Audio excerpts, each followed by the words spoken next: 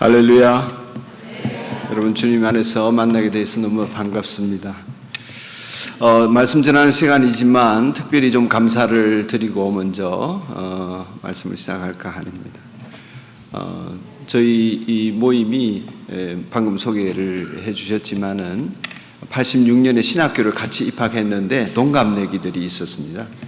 그 동갑내기들끼리 좀 모임을 갖기 시작해서 여태껏 모이고 있는데 회갑을 또 같이 하게 되었지 않습니까? 그러니까 우리 회갑 기념으로 어쩌자 했는데 정 목사님이 미국을 한번 다녀가면 좋겠다 해서, 그러나 그 시간이 만만치 않기 때문에 어쨌든 기도하고 있었는데 우리 조수영 장로님께서 또 기꺼이 초대하신다 그래서 회갑 때 다들 오려고 했습니다. 근데 당신과 나 사이에 무슨 바다가 있었나요? 저 바다가 있었습니까? 못 건너왔습니다.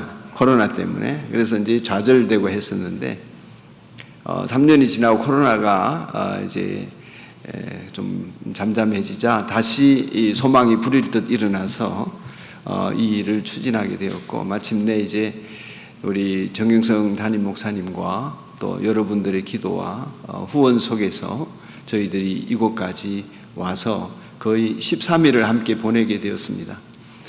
아마 목사님들 사이에서나 여러분들 사이에서도 이런 일은 좀 전무후무하지 않을까 하는 특별한 감동과 시간 속에 있습니다. 이런 여행을 친구들끼리 같이 할 수 있도록 배려해 주신 담임 목사님과 또 후원하시는 조수영 장로님과 여러 교우들, 무엇보다도 함께 기도하시는 성도님들께 깊이 감사의 말씀을 드립니다.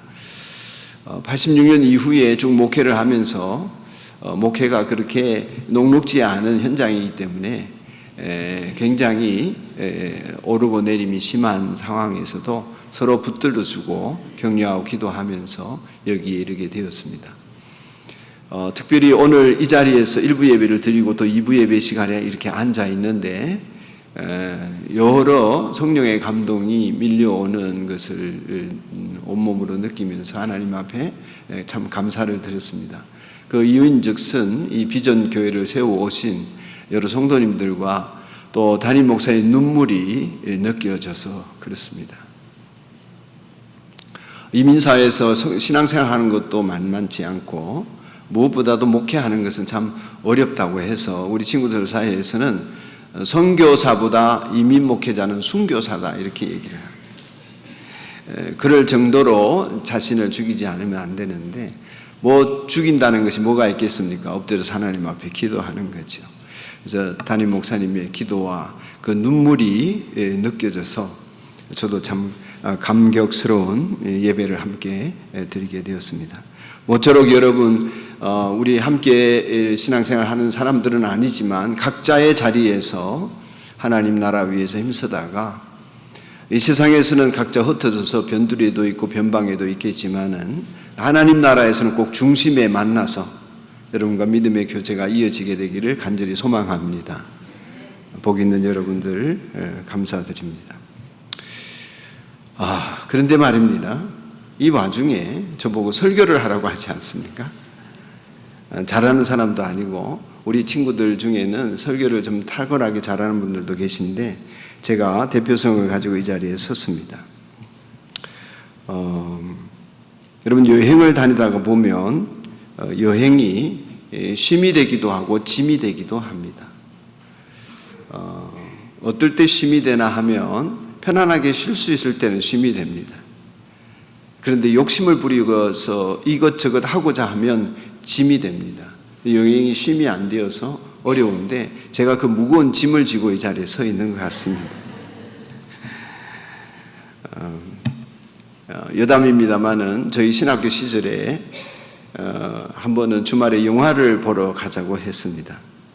그래서 이제 수업이 끝나고 주말에 주일 전에, 주일은 또 사역을 해야 되니까 영화를 보려고 명동을 나갔습니다.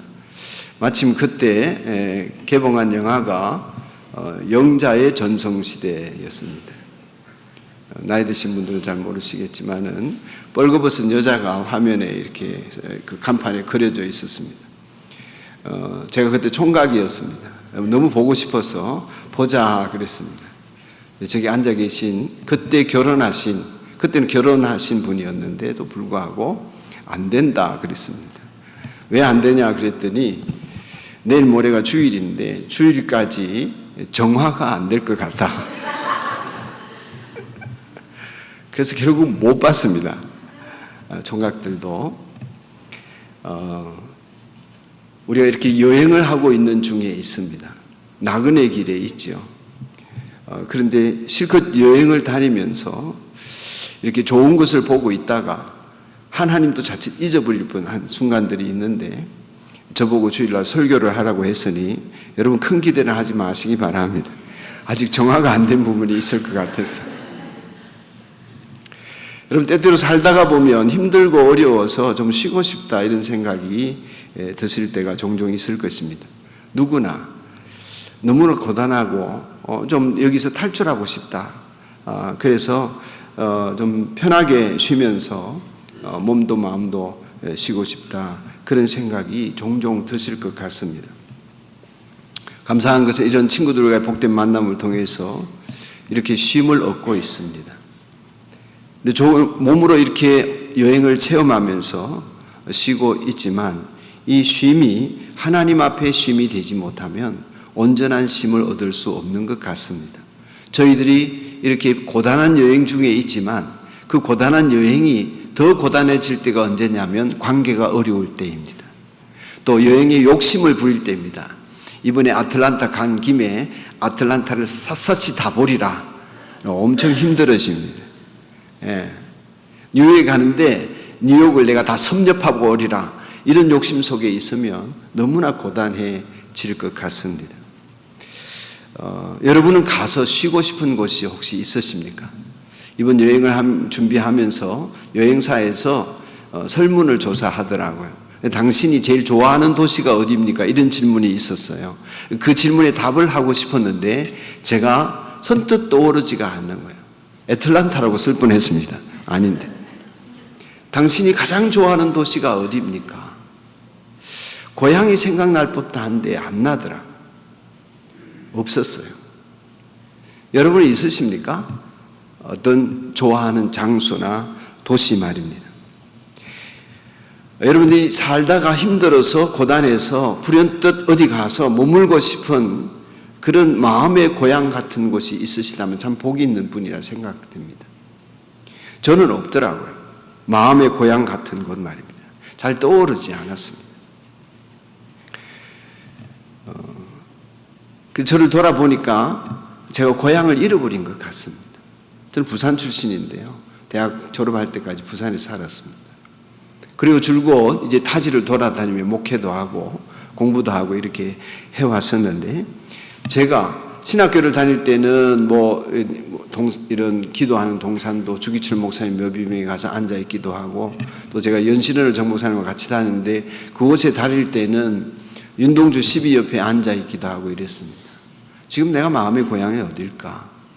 나는 고향을 상실하고 사는 것 같고 안식처가 육적으로는 좀 없지 않나 이런 생각을 하면서 하나님께서 이 말씀을 이 자리에서 전하고자 하고 기도할 때에 굳이 137편을 주셨습니다. 그냥 제가 잘하는 설교 한 편 들고 와서 하면 좋겠는데 그런 마음을 안 주시고 꼭 여러분과 함께 이 137편을 나누기를 원하셨습니다.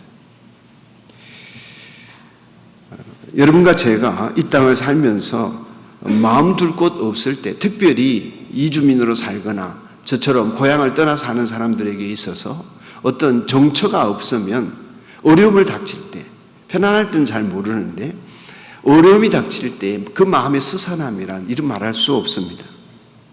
구약 성경에 나오는 이스라엘 사람들에게 가장 큰 상실의 고통 그것은 아마 이 시편의 배경이 되는 바벨론 포로기가 아닐까 그렇게 여겨집니다. 그때 그들이 느꼈던 아픔을 생각하고 나그네스러움을 어떻게 이기도록 하셨나 하나님 어떻게 역사하셨나 이것을 좀 나누기를 원하셨던 것 같습니다. 설교를 그렇게 해서 제목을 정할 때 나그네 서름 어쩌고 저쩌고 이렇게 정하게 되었습니다.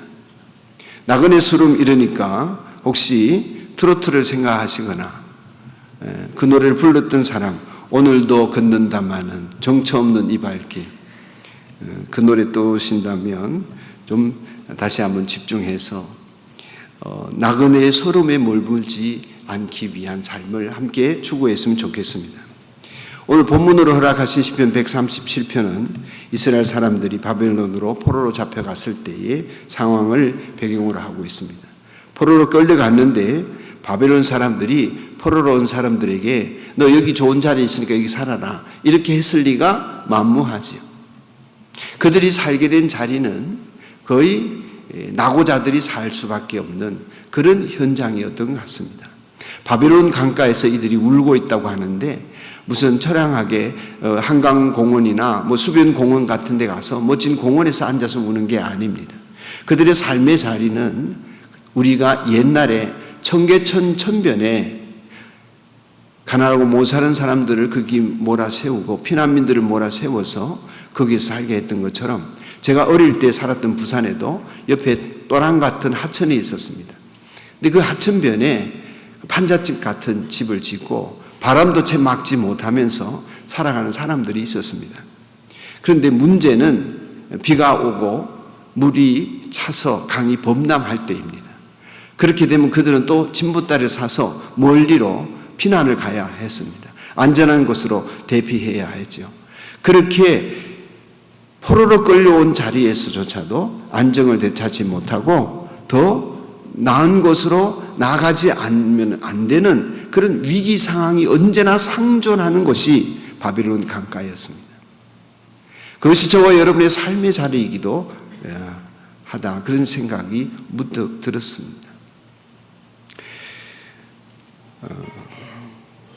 예루살렘을 떠나서 그들이 바빌론 강가에 있지만 자기들의 고향을 향한 그리움은 멈추지를 않았던 것 같습니다. 그래서 늘 기도하고 한없이 그리워하면서 조상들이 자기들에게 들려준 그 성전의 아름다운 모습, 여러분도 기억하시겠지만은 솔로몬 성전이 얼마나 아름답다고 묘사되어져 있습니까? 그런 아름다움이 마치 신기루처럼 가물가물해지고 삶의 현장은 녹록지 않아서 하루하루 살아가는 것이 너무 숨쉬기조차 어렵고 버거운 그런 살림살 속에서 그들이 있었던 것이지요. 언제 돌아갈까? 그런데 어느 날 그들이 늘 노래하던 수금을 버드나무에 걸어놓았다고 했습니다. 언제나 부를 수 있고 노래할 수 있기 위해서 버드나무에 걸어놓은 것이 아니라 다시는 노래하지 않겠다. 마치 작가가 붓을 꺾듯이 펜을 꺾듯이 그렇게 노래하지 않으려고 다짐하는 것입니다. 그들의 수금을 버드나무에 걸어놓았습니다. 이유인즉슨 오늘 본문 속에 나오는 말씀을 보면 바벨론 사람들이 노래해봐라, 하나님을 찬양하는 노래해봐라, 이렇게 요구를 한다는 것입니다.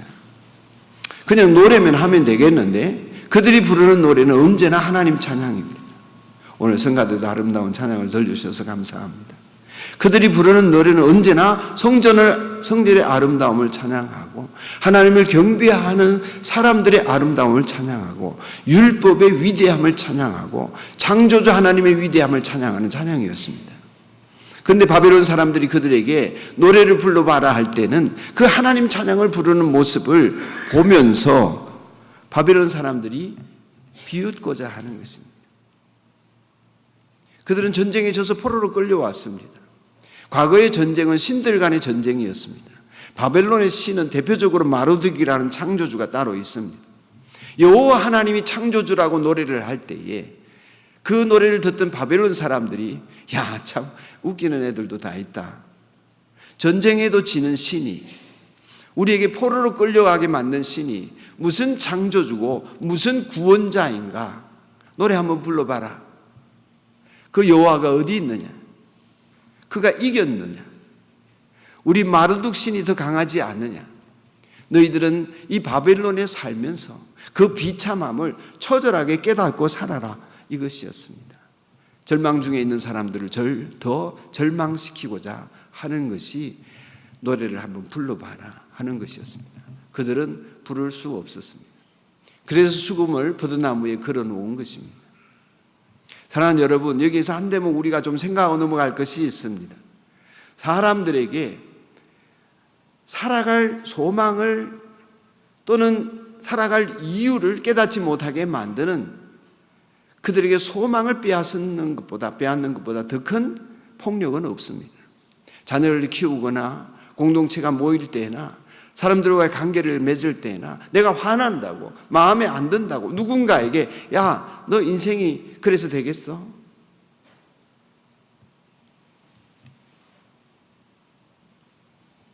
사랑하는 여러분, 이웃들에게나 자식들에게 꼴 좋다, 너가 뭐가 되겠니? 넌 이제 끝났어, 안 되는 거야, 이런 말로 그 사람의 마음을 다치게 하고 또 그가 절망한 상태에서 소망을 붙들지 못하게 한다면 이것보다 큰 폭력은 없다고 생각합니다. 이스라엘 백성들이 그런 폭력에 시달린 것입니다. 살림살이도 어렵지만 그보다 더 어려운 것은 말로 남을 짓밟는 폭력입니다. 사랑하는 여러분이 저와 여러분이 그리스도 안에 있다면 어떤 경우에도 주님은 우리에게 소망이 되는 줄로 믿습니다. 어떤 경우도 우리는 절망할 상황이 이 세상에 없습니다. 죽음이 온다고 할지라도 그 죽음조차도 주님 때문에 이길 수 있도록 우리 주님이 소망이 되어 주셨습니다. 그게 부활의 신앙입니다. 어떤 이 세상 살림살이의 경우도 저와 여러분에게 절망을 일으키는 일은 없습니다. 주님 때문에 언제나 소망이 넘쳐나기를 축복합니다. 혹여나 누군가가, 어떤 사람이 나에게 그런 절망을 주는 말을 했을지라도 여러분의 시선은 주님을 향하여서 소망을 얻게 되기를 주님의 이름으로 축원합니다. 하나님께서 왜 오늘 시편 137편을 읽게 하셨을까 묵상할 때 이 바벨론 포로로 끌려간 사람들의 상황이 우리와 같다, 나와 같다, 여러분과 같다, 이런 깨달음을 주셨습니다. 우리도 똑같은 형편이구나.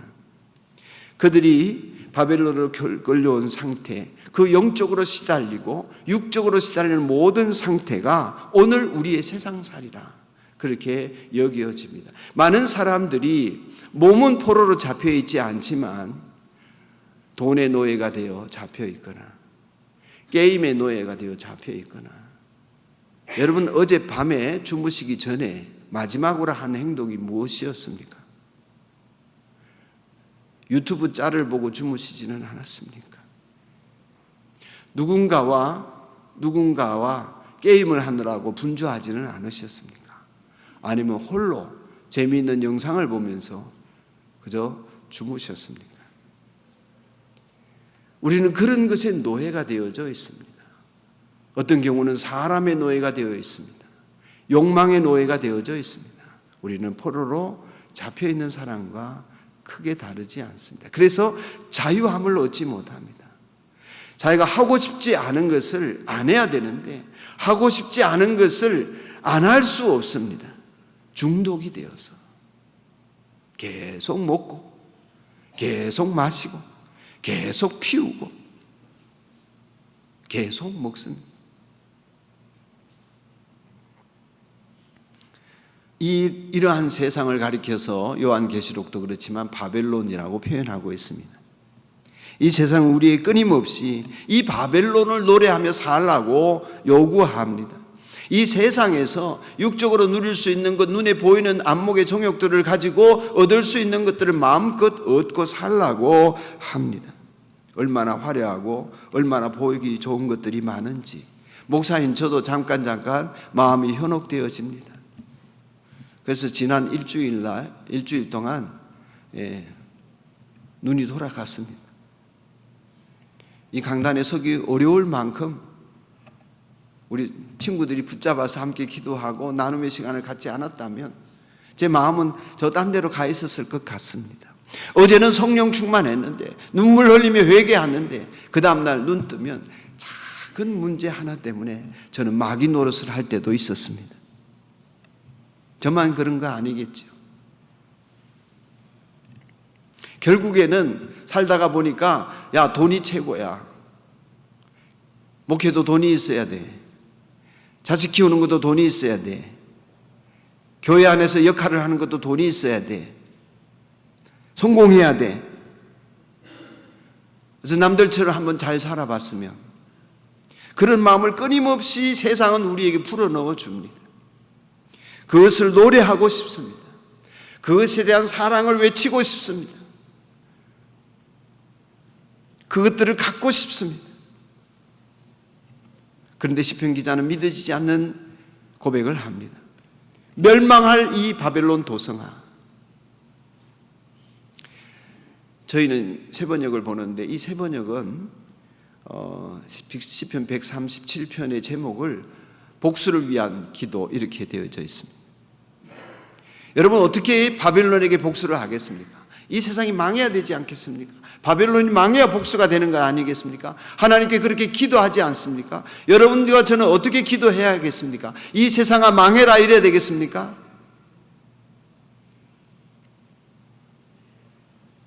우리의 심령에 우리를 사로잡는 온갖 이 세상의 포로로부터, 붙잡힘으로부터 그리스도 예수를 바라보며 오늘 시편 기자가 말하는 것처럼 내가 시온을 잊어진데 내 혀가 입천장에 붙어버려라 할 만큼 저와 여러분이 하나님에게 붙들리고 예수 그리스도의 십자가에 붙들려서 살아감으로 말미암아 이 세상과 구별되고 차별된 사람임을 보여주지 않으면 우리는 이 세상을 이기고 이 세상을 극복한 사람으로 살기가 무지하게 어렵습니다.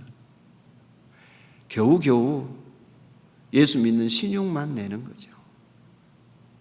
그래서 제 기도가 그것입니다. 어떤 목사님이 그렇게 기도하셔서 제가 너무 좋아서 저도 그 이유로 그렇게 기도하는데, 주님, 나는 그리스도인으로 살 자신이 없습니다. 그리스도인으로 살 수 있도록 힘을 주십시오. 오늘 성령 강림 주일, 여러분이 성령으로 충만하지 않은 채 그리스도인으로 살 수 있던가요? 저는 안 사라지더라고요. 그리스도를 따르는 사람의 말을, 그 마음을 못 갖겠어요. 예수님처럼 못 하겠어요. 사람들이 밉고 상황이 어렵고 내 욕심이 가득 차니까 안 돼요. 자신 없어요. 정말 자신 없어요. 그래서 기도하게 되는 것입니다. 성령 하나님, 나를 붙들어 주셔서 제가 그리스도를 따르는 사람으로 살 수 있게 해주십시오. 저는 자신 없습니다.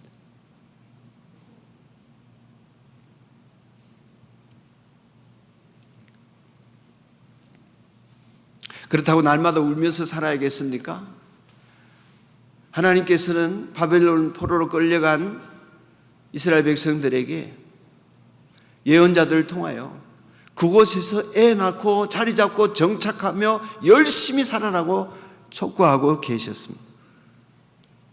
아니, 돌아갈 고향이 있는데, 내 나라를 떠나와 포로로 잡혀 있는데 그곳에 돌아갈 생각을 해야지 어떻게 여기에서 정착하고 살라 하십니까? 하고 물을 때 하나님 주신 말씀은 때가 찰 때까지 열심히 성실하게 이 땅에서 살라는 것입니다. 우리는 이 땅에 잠시 온 나그네들입니다. 포로로 끌려온 것 같은지, 아니면 무언가 사로잡혀 있는 것 같지만, 죄에 사로잡혀 있는 것 같지만 주님께서 여러분과 저를 해방시켜서서 자유케 하시고 그 나라로 우리를 들어가게 해 주셨습니다. 그 은혜를 여러분과 저는 이미 받은 줄로 믿습니다. 못 받은 분들은 꼭 받으시기를 축복합니다. 우리는 자유케 되었습니다. 언제든지 예수님의 이름으로 자유할 수 있게 된 사람들입니다. 아멘, 아멘, 아멘, 할렐루야. 감사합니다. 오늘 하나님이 우리를 이렇게 때때로 패배하시도록 놔두고 좌절하도록 하나님 우리 놔두실 때는 이유가 있습니다. 하나님께로 더 가까이 가는 사람이 되도록 만져주기 위함입니다.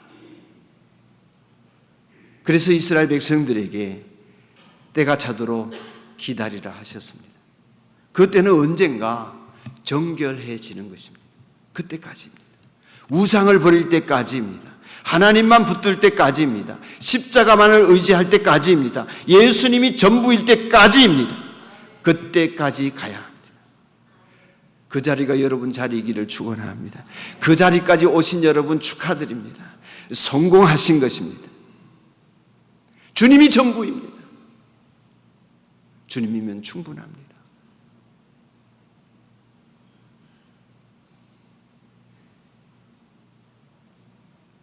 거기까지 가셔야 합니다. 그 자리에 서야 합니다. 우리에게는 이미 하나님 나라가 시작되었기 때문에 언제든지 우리는 모든 것으로부터 자유케 되는 은혜 안에 있습니다. 예수님은 재림하여 다시 오시겠다고 약속하셨습니다. 그러나 오늘 아침 우리가 눈을 뜨고 내 코에 호흡이 있는 것은 이 땅을 성실하게 살라 하심입니다. 저도 하나님 나라 가고 싶지만 아직 못 갑니다. 젊어서가 아니라 사명이 있기 때문에. 그러나 그 사명 다하고 주님께 가는 그날은 영광스러운 날이 되기를 소망하고 있습니다. 그러기 위해서는 지금 우리가 하나님 편에 서 있어야 합니다. 철저하게 하나님 편에 있어야 될 줄로 믿습니다. 세상이 여러분을 자기 편으로 보거나 마귀가 여러분을 자기 편으로 볼 수 있습니다. 오해하도록 만들지 마십시오. 할렐루야. 세상이 오해하도록 만들지 마십시오. 나는 하나님 편에 서 있는 사람. 분명히 보여주셔야 합니다. 아니면 아닌 거예요. 아니면 아닌 겁니다. 성령을 구하십시오. 나는 죽고 예수로 살도록 하나님 앞에 처절하게 몸부림치십시오. 아니면 아닌 겁니다. 비슷하다고 흉내낸다고 예수의 사람이라고 우기지 마세요. 우기지 마세요. 우겨서 될 일이 아닙니다.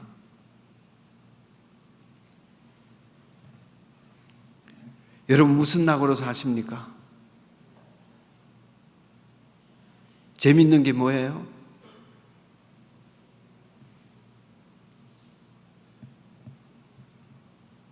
예수님과 함께 있는 것이 재미있기를 축복합니다. 짤 보고 뭐 보고 게임하고 놀러 가고 여행 다니고. 아, 이번 여행 피곤해요. 우리 목사님이 얼마나 계획을 철저하게 짜주셨는지. 제가 정 목사님 참 존경합니다. 정말 찐 목사예요. 목사한테 이런 소리 듣기 쉽지 않습니다. 제가 이 강단에 섰다고 하는 말이 아니에요. 저는 그렇게 못해요. 이렇게 밤 금요일마다 철야하고. 저는 그러면 목회 사표 낼 겁니다. 그렇게 하라고 누가 시키면. 사람은 실수가 있을 수 있지만 그 모든 것을 넘어서서 하나님 편에 서 있는 정 목사님을 따르고 그분이 목회자인 교회에서 신앙생활하는 여러분 복 있는 줄로 믿습니다. 복 받은 줄 아세요. 여러분 무엇이 재미있습니까? 하나님 편에 서 있으면 세상은 별로 재미없습니다. 예수님과 함께 있는 것이 좋습니다. 기도하는 시간이 좋습니다. 내가 좋은 거예요. 좋아서 하는 거예요. 그게 성령의 사람입니다. 기도 좋아서 합니다. 틀림없어요.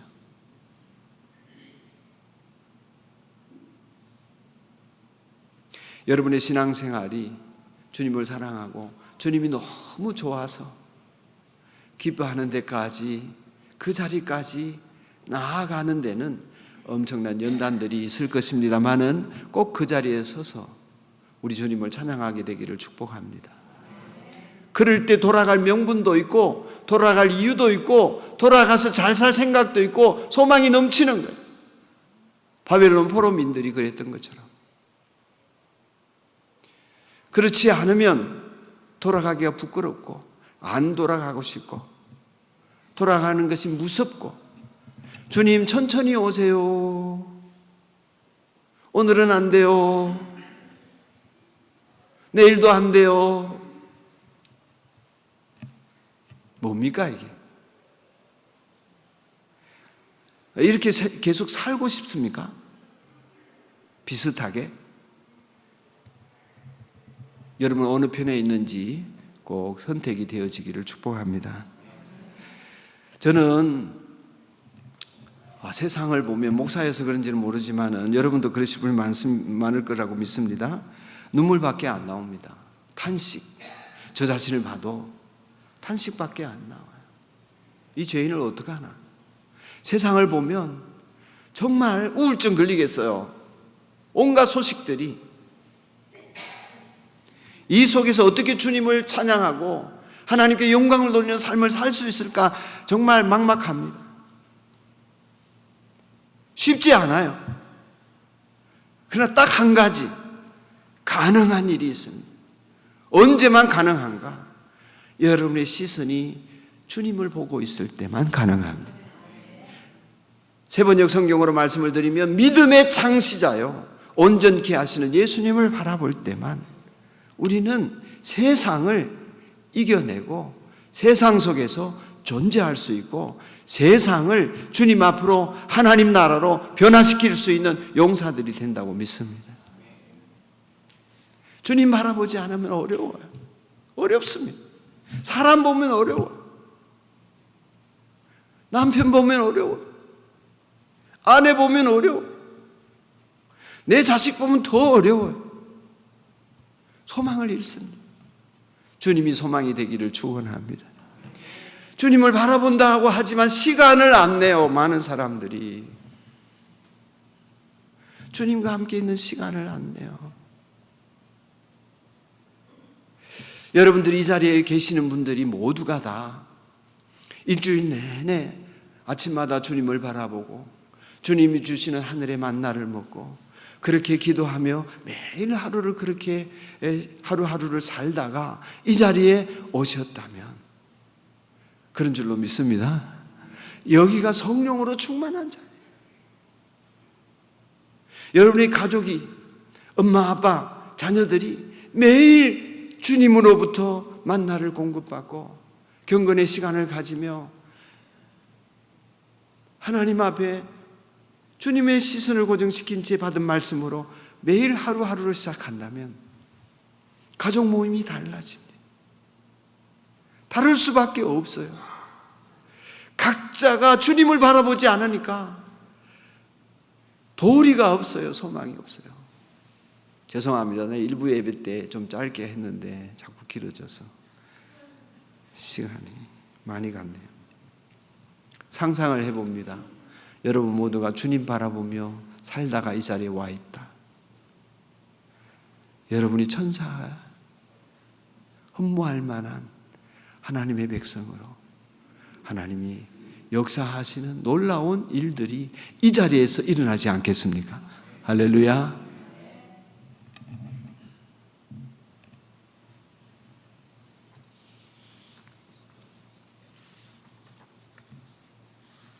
이 세상에서 그리스도인으로 나그네로 사는 삶, 소름이 북받쳐 오를 때가 많습니다. 하나님 나라가 이루어지지 않는 것에 대해서 분노할 때도 많습니다. 인내하다 좌절하기도 합니다. 이미 큰 어려움 속에 있는 분들도 여기 계실 것입니다. 우리가 할 수 있는 일이 뭡니까? 주님 바라보는 것입니다. 주님의 십자가를 바라보며 주님에게 시선을 맞추는 것입니다. 우리 안에 주님을 바라보는 믿음을 가지고 십자가를 붙들게 되면 내 시선을 주님께 맞추게 되면 주님이 내 생각을 바꾸어 주십니다. 나의 마음을 바꾸어 주십니다. 이 세상을 밟고 지나갈 수 있는 용기를 주십니다. 어려움은 계속 있는데 그 어려움이 어려움으로 느껴지지 않는 환희가 있습니다. 환희가 있습니다. 포로로 끌려와 있지만, 몸은 어렵지만, 살림살이는 힘들지만 그 힘듦으로 느껴지지 않는 신비로움이 있습니다. 주님 안에 있습니다. 주님만이 주십니다. 그 주님을 바라보지 않는다면, 그 주님을 잊는다면 내 혀가 입천장에 붙어버려라. 처절하지 않습니까? 열렬하지 않습니까? 그 열렬함이 여러분과 저의 일상이기를 주님의 이름으로 축복합니다.